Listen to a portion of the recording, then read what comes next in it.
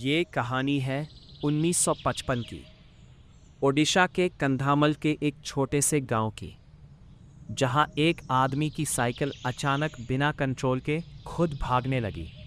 और उस रात जो सच सामने आया, उसे सुनकर आप भी कांप उठेंगे। अगर आप भी ऐसी सच्ची और डरावनी कहानियाँ देखना पसंद करते हो तो लाइक करो और सब्सक्राइब करो। उस समय दो दोस्त रोज सुबह अपनी साइकिल लेकर अलग अलग गांव में सामान बेचने जाते थे। दोनों की जिंदगी सिंपल थी, लेकिन एक दिन सब कुछ बदल गया। उनमें से एक था भिखारी साहू। एक दिन वो पसारा नाम के एक गांव गया। ये गांव पहले से ही अजीब और डरावना माना जाता था।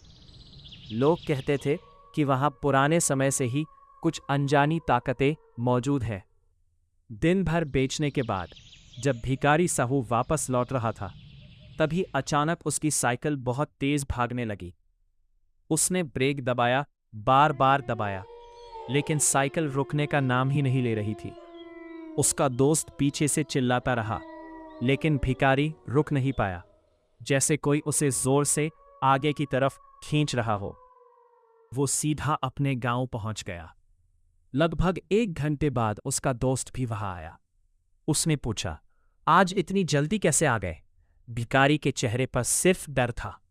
भिखारी साहू कहते हैं, उन्हें महसूस हो रहा था कि उनके पीछे कोई है, और सामने एक औरत जैसे किसी का हाथ उनकी साइकिल के हैंडल को पकड़कर आगे खींच रहा था। रात को जब भिखारी सोया, तो उनके सपने में गांव की देवी मां बराल देवी प्रकट हुई। उन्होंने कहा, बेटा, कल तुझे वो मार देता, लेकिन मैं तेरे साथ थी, इसलिए तुझे बचा लिया। ये सुनते ही भिखारी की नींद खुल गई, और अगले ही दिन वो मां के मंदिर जाकर शुक्रिया अदा करने लगा।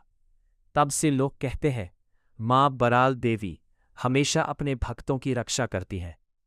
अगर आप भी ऐसी सच्ची और डरावनी कहानियाँ देखना पसंद करते हो तो लाइक करो और सब्सक्राइब करो, क्योंकि अगला किस्सा शायद और भी ज़्यादा खौफनाक हो।